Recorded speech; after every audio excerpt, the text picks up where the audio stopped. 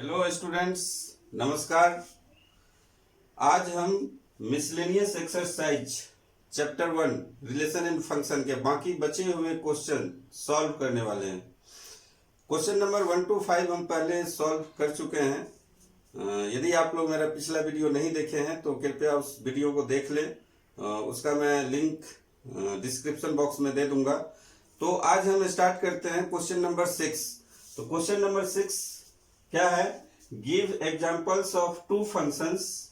Function का domain और range defined है natural to integer, and another function is g which domain is z and range is also z such that gof is injective and g is not injective। तो ऐसे दो example हमें बताने हैं function के जिसका Gauff injective होगा but एक फंक्शन इंजेक्टिव नहीं होगा।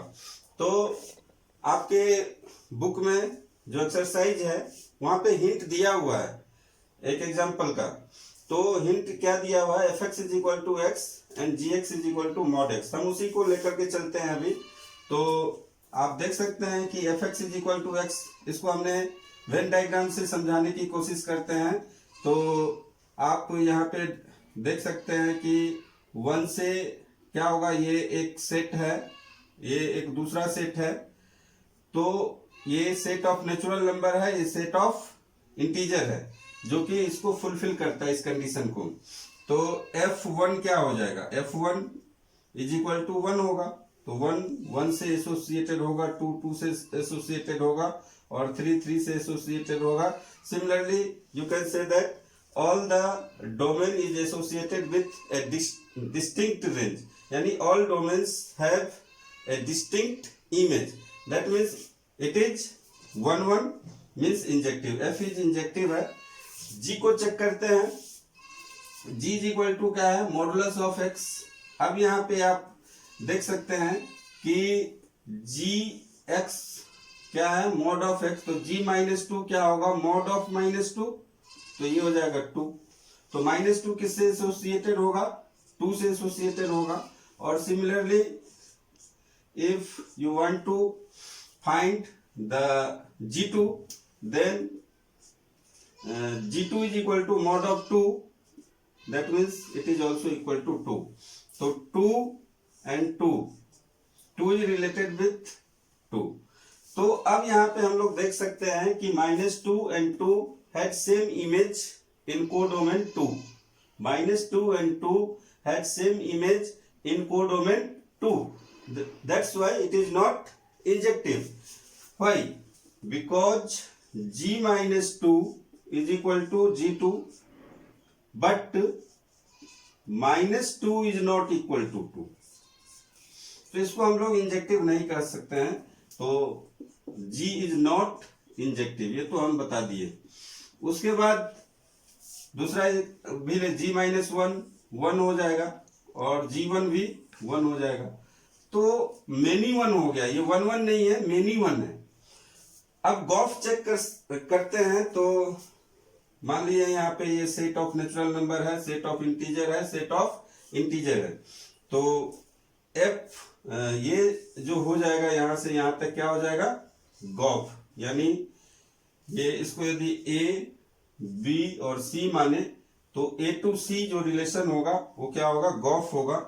तो GOF1 यदि आप निकालें तो इसका मतलब आपको क्या निकालना है? GF1, और F1 क्या है होगा? F1 1 होगा। इस रिलेशन के हिसाब से F1 1 होगा। तो ये आ गया G1, और G1 क्या हो जाएगा? Mod of 1।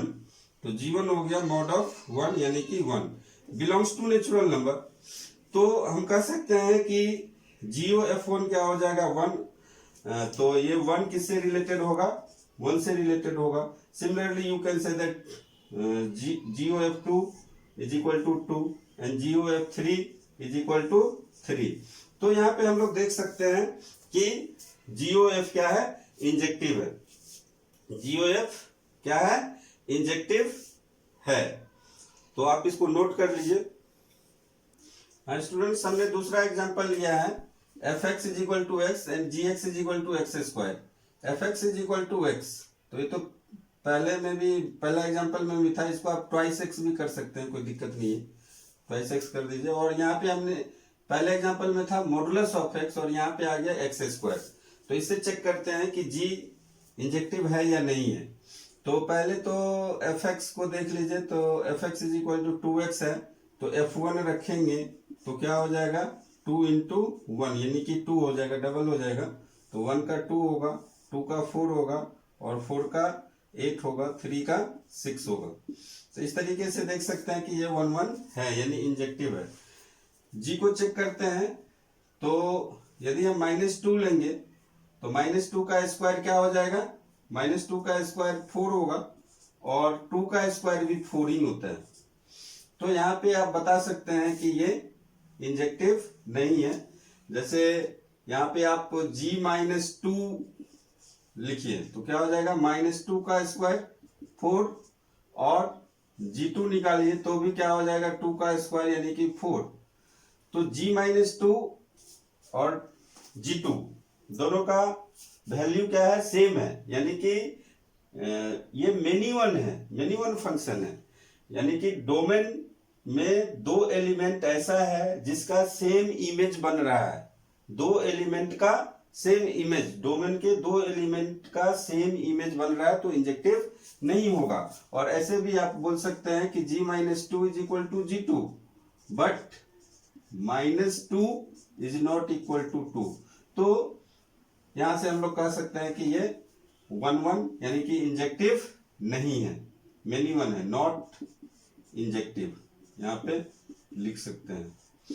इसका गॉफ चेक करते हैं, तो गॉफ में तो यहाँ क्या है, ये नेचुरल है, ये सेट ऑफ इंटीजर है, ये भी सेट ऑफ इंटीजर है।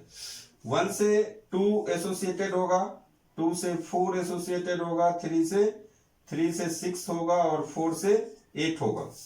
तो अब फिर से एक्स स्क्वायर है, तो 1 से 2 है, तो 2 का स्क्वायर क्या हो जाएगा 4 हो जाएगा, और 2 का स्क्वायर 4 हो जाएगा, और फिर 4 का स्क्वायर क्या हो जाएगा यहाँ पे, तो 4 का स्क्वायर आपका 16 हो जाएगा।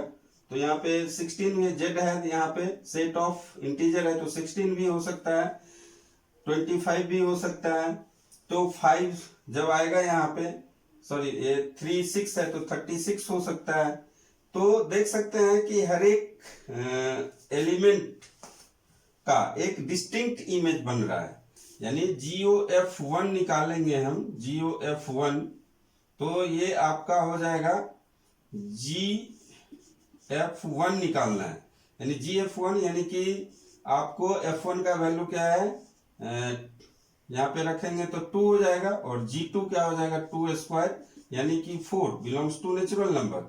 तो कह सकते हैं कि डोमेन में हर एक एलिमेंट का एक डिस्टिंक्ट इमेज है, इसलिए ये इंजेक्टिव है। ऐसे भी यदि आप लिखेंगे कैसे, तो GOFX यदि निकालेंगे, दैट मीन्स आपको निकालना है GFX, तो और FX क्या है आपका 2x है, तो FX क्या है 2x है, और इसको GX क्या है x स्क्वायर है, तो ये हो जाएगा 2x स्क्वायर यानी कि 4x square belongs to natural number, क्योंकि स्क्वायर हमेशा नेचुरल नंबर होता है, 4 से मल्टीप्लाई है तो नेचुरल नंबर बिलोंग्स करेगा। तो ये एग्जांपल भी हम दे सकते हैं जहां पे गॉफ इंजेक्टिव है but g is not injective है। नोट कर लीजिए इसको। क्वेश्चन नंबर 7 है, give examples of two functions जिसका डोमेन और रेंज है natural to natural, and another function is g which domain and range is also natural to natural है, such that GOF is on to, GOF क्या होना चाहिए on to होना चाहिए, but F is not on to। तो हमने जो book में जो हिंट दिया है उसी का एग्जांपल लिया है, fx is equal to x+1 हमने ले लिया, तो x+2 भी ले सकते हैं, x+3 भी ले सकते हैं, कुछ भी ले सकते हैं। तो यदि हम F1 यहाँ पे निकालें तो F1 क्या हो जाएगा 1+1 यानी कि 2, तो 1 2 से एसोसिएटेड होगा। F2 निकाले तो ये हो जाएगा 2+1 यानी कि 3, 2 3 से रिलेटेड होगा, 3 4 से रिलेटेड होगा, 4 5 से रिलेटेड होगा और 5 6 से रिलेटेड होगा। अब आप यहाँ पे देख सकते हैं कि 1 का कोई प्री इमेज नहीं है डोमेन में। कोडोमेन क्या है, नेचुरल नंबर का सेट है, लेकिन 1 का कोई इमेज, प्री इमेज नहीं है डोमेन में। इसका मतलब ये ऑन टू नहीं है। ऑन टू के लिए कंडीशन क्या है, ऑन टू के लिए कंडीशन है कि for every element in codomain has a pre image in domain. तो यहाँ पे 1 का कोई प्री इमेज नहीं है, इसलिए हम इसको नहीं बता सकते कि ये ऑन टू है, ये ऑन टू नहीं है। तो इसको हम लोग लिखेंगे कैसे, तो 1 यहाँ पे हम लोग लिख सकते हैं कि x इज ग्रेटर देन और इक्वल टू 1, तो 1 plus x is greater then और इक्वल टू 1 प्लस 1, यानी कि ये हो जाएगा 1 प्लस एक्स को हम लोग fx लिख सकते हैं ग्रेटर देन 2। तो यहाँ पे 2 से ज्यादा वाला आ रहा है, लेकिन 1 नहीं आ रहा है। नेचुरल नंबर 1 है, 1 एक नेचुरल नंबर है, लेकिन इस सेट में कोडोमेन में इसका प्री इमेज नहीं बन रहा है। तो इसलिए हम नहीं कह सकते कि ये belongs to natural number, that mean ये f जो है नॉट ऑन टू है। सिंपल है कि यदि कोडोमेन में कोई ऐसा एलिमेंट है जिसका प्री इमेज नहीं है तो ऑन टू नहीं होगा। दूसरा हमने g का एक एग्जांपल लिया है अनदर फंक्शन का, x minus 1 if x is greater than 1 and 1 if x is equal to 1। तो 1 है तो 1 ही होगा, 2 है तो 2 माइनस 1 हो जाएगा, 3 है तो 2 हो जाएगा, 4 है तो 3 हो जाएगा, 5 है तो 4 हो जाएगा। तो यहाँ पे हम लोग देख सकते हैं कि हर एक एलिमेंट जो कोडोमेन में है उसका प्री इमेज अवेलेबल है। तो इसलिए कह सकते हैं कि ये ऑन टू फंक्शन है, यानी सारे कोडोमेन के एलिमेंट्स एग्जॉस्ट हो चुके हैं। फिर आप गॉफ चेक कीजिए, यहाँ से यहाँ क्या हो जाएगा, गॉफ हो जाएगा।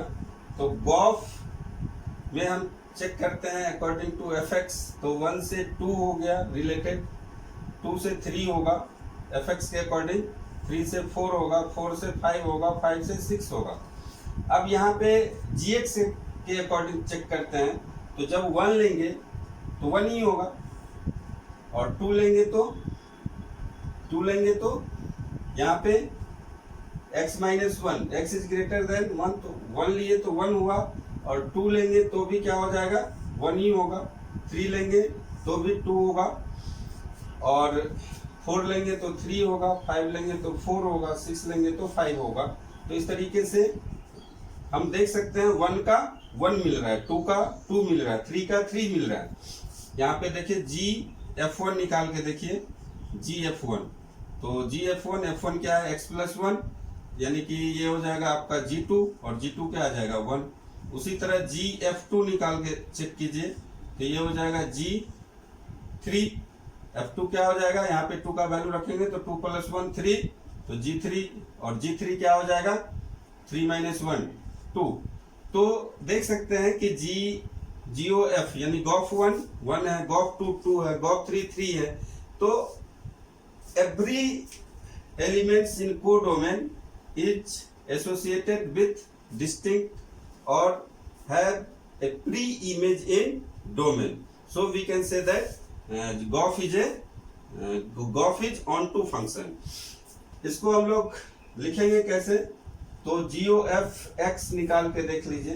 तो GOFX क्या हो जाएगा, GFX, और ये GFX यानी कि fx क्या है, x प्लस 1 है, और x प्लस 1 हमेशा 1 से ज्यादा होगा, तो इसलिए यहाँ पे हम लोग लिख सकते हैं x प्लस 1 माइनस 1, और ये बिलोंग्स टू n।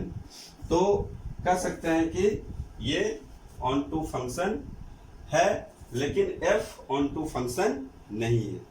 तो आप इसको नोट कर लीजिए। क्वेश्चन नंबर 8 देखते हैं आप। Given a non-empty set X, consider Px which is the set of all subsets of X. Px क्या है, set of all subset of X. Define the relation R in Px as follows for subsets A B in Px. A R B एक relation define करना है, if and only if A is a subset of B, ये relation, और ये बताना है कि ये जो relation है क्या वो equivalence relation है, is R an equivalence relation, on px, justify your answer. तो इक्विवेलेंस रिलेशन को याद कीजिए। इक्विवेलेंस रिलेशन कब होता है? जब कोई रिलेशन रिफ्लेक्सिव हो, दूसरा सिमेट्रिक हो, तीसरा ट्रांजिटिव हो। तो हमें तीनों चेक करना है कि ये रिफ्लेक्सिव रिलेशन है या नहीं है, सिमेट्रिक रिलेशन है या नहीं है, ट्रांजिटिव रिलेशन है या नहीं है। यदि तीनों रिलेशन फुलफिल कर रहा है, तीनों कंडीशन फुलफिल कर रहा है तो इक्विवेलेंस रिलेशन है, और यदि इसमें से कोई एक भी नहीं है तो इक्विवेलेंस रिलेशन नहीं होगा। तो चेक करते हैं रिफ्लेक्सिव। तो फॉर रिफ्लेक्सिव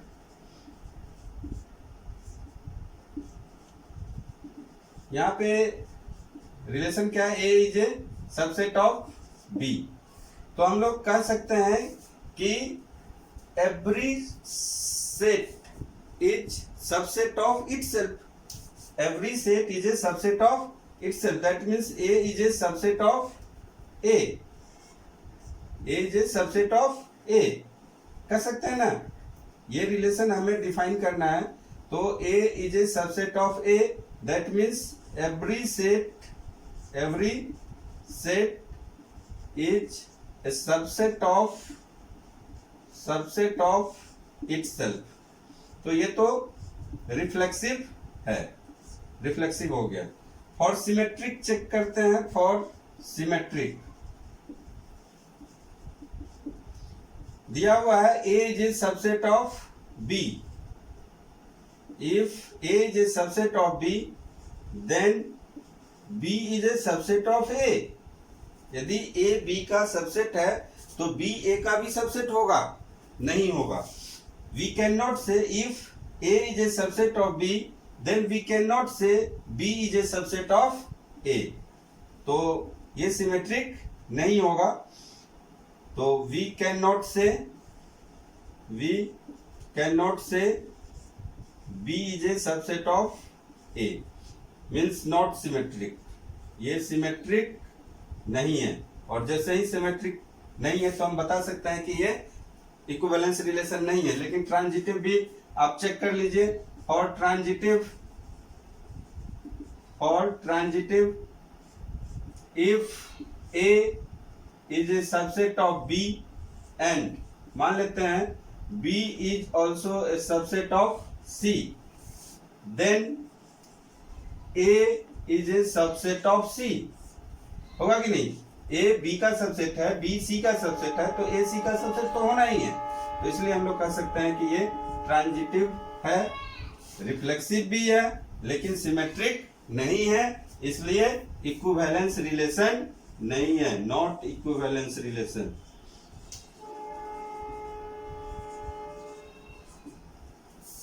इसको नोट डाउन कर लीजिए। क्वेश्चन नंबर 10 देखते हैं। Find the number of all onto functions from the set 1 2 3 and to itself. मान लीजिए सेट क्या है? Let A is equal to 1 2 3 2 n। तो यहाँ पे number of elements in set A क्या है? n है। तो हमें बताना है number of all onto function, number of all onto function. So number of all onto functions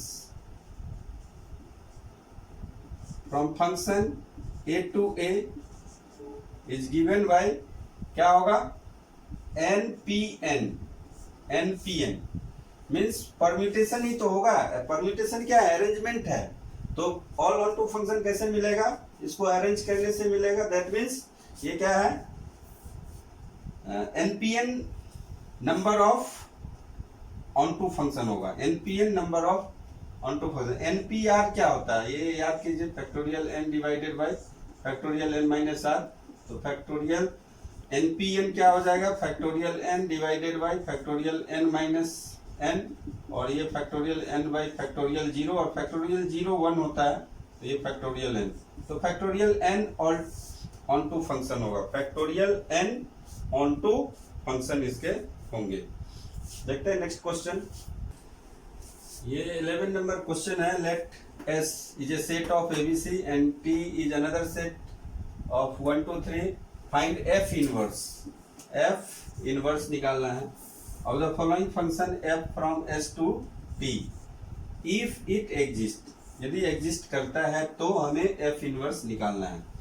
तो दूसरा पहला फंक्शन यहाँ पे दिया हुआ है f is equal to number 1 देखते हैं, एफ इज इक्वल टू क्या है a3 b2 एंड c1 ये है।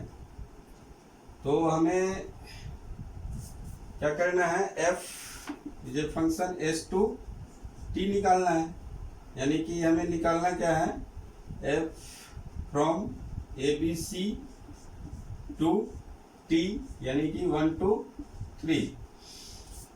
तो हम यहाँ से देख सकते हैं कि एफ ए क्या है 3 है, एफ बी 2 है और एफ सी 1 है। ए का इमेज क्या है 3 है, बी का इमेज 2 है, सी का इमेज 1 है। तो हम कह सकते हैं कि यदि वेन डायग्राम से भी दिखा दें तो यदि ये ए बी सी है 1 2 3 है, तो ए का इमेज 1 है, बी का इमेज 2 है, सी का इमेज 3 है। तो कह सकते हैं कि for every element in domain there is a distinct image in codomain. For every element in domain there is distinct image in codomain. So this is 1 function 1 function है, और ये भी है कि all elements in codomain has pre image in domain. तो ये on to function भी है और ऑन टू है 1 है, तो ये क्या हो जाएगा बाइजेक्टिव फंक्शन होगा, और बाइजेक्टिव है तो क्या होगा इनवर्स एग्जिस्ट करेगा। तो एफ इनवर्स क्या हो जाएगा इसका, एफ इनवर्स हो जाएगा एफ इनवर्स। तो पहले लिख दीजिए कि this is bijective function, this is bijective function, therefore F inverse exist, f inverse exist करेगा, और एग्जिस्ट करेगा तो क्या होगा function f inverse such that T2S होगा, और फिर T2S होगा तो f inverse is equal to हम लोग लिख सकते हैं क्या होगा डोमेन रेंज हो जाएगा, और रेंज डोमेन हो जाएगा, डोमेन रेंज हो जाएगा, रेंज डोमेन हो जाएगा। तो 1A 2B और 3C। तो यहां से कह सकते हैं कि ये एफ इनवर्स एग्जिस्ट करेगा, और क्या हो जाएगा 1A 2B 3C हो जाएगा। सेकेंड नंबर में आप देखिए एफ क्या है A2 B1 C1। Second number को यहीं पे आप कर सकते हैं, इस चीज से देखिए F B is equal to 1 है and F C is equal to 1 है। तो देख सकते हैं कि F B is equal to F C है, but B is not equal to C, therefore F inverse does not exist. Second number का inverse function exist नहीं करेगा, क्यों, क्योंकि ये मेनी वन हो गया, B1 C1 मेनी वन हो गया, तो एग्जिस्ट नहीं करेगा, तो हम एफ इनवर्स निकाल भी नहीं सकते। तो इसलिए ये क्या है, इसका एफ इनवर्स एग्जिस्ट कर रहा है, इसका नहीं कर रहा है। नोट डाउन कर लीजिए। 15 नंबर क्वेश्चन है, let A is equal to set of -1 0 1 2, B is a set of -4 -2 0 2, and दोनों फंक्शन डिफाइन है A to B functions defined by fx, fx क्या है x square minus x belongs to A, and gx is equal to twice of modulus of x minus half minus 1, and x also belongs to A। R F and g are equal, क्या f और g equal है? तो एक एक करके check करना पड़ेगा। तो पहले तो इक्वल फंक्शन कब होता है ये हमें जानना चाहिए। मान लीजिए कि एक फंक्शन है a to b and another function is g, this is also defined from a to b। तो इक्वल फंक्शन होने के लिए क्या होना पड़ेगा, f a, if f a is equal to g a, and यहाँ पे लिख सकते हैं where a belongs to a, then if f a is equal to g है, then we can say that f and g are equal, यदि F A जी ए के equal हो तभी हम कह सकते हैं कि एफ और जी इक्वल फंक्शन होगा। तो चेक करते हैं सभी वैल्यू, अलग अलग वैल्यू लेकर के। तो एफ एक्स यहाँ पे देखिए क्या है, एफ एक्स है आपका एक्स स्क्वायर माइनस एक्स, तो आप एफ माइनस वन लीजिए।